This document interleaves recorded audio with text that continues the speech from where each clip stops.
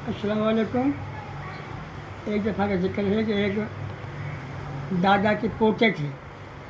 काफ़ी देर में कहने लगे, दादा जान हमें मिठाई को जी करता है, मिठाई खानी है। मैंने कि बेटा पैसा तो हाँ ना, बगैर पैसा के मिठाई कैसे मिलेगी। उन्होंने कहा है या ना है, हमने मिठाई खानी है। दादाजी पोतों को लेकर चले गए शहर में।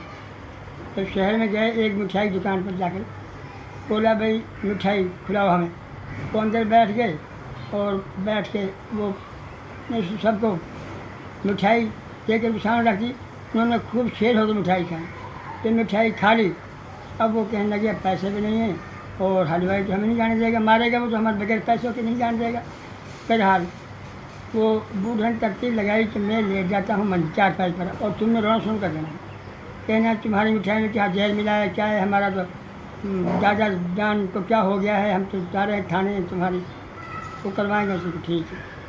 अब वो जोर जोर गिरोने लगे। तो अब हलवाई यार क्या मामला है, क्या मामला है। तो मामला क्या होगा, हमारे दादा की जान निकल रही है, पता नहीं तुम्हारी मिठाई में क्या है, जहर है, क्या मिला हुआ है, इसमें क्या छिपकली गिरी है, कोई छिपकली या कोई और मोई जानवर गिरा है, उससे मेरे दादा जान को दर्द हो गई है और हम तो चोर, हम जाते हैं थाने में इत्तला करते हैं, भैया ऐसी मिठाई हमारे दादा जान फौत हो जाए। तो वो जोर जोर गिरोने लगे।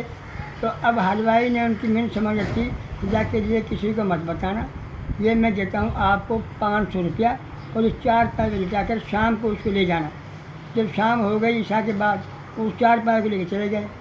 जब शहर से बाहर दूर गए तो दादा ने छाल मारी, छलांग कर उसे कहा लाओ तो मेरे 500 रुपये।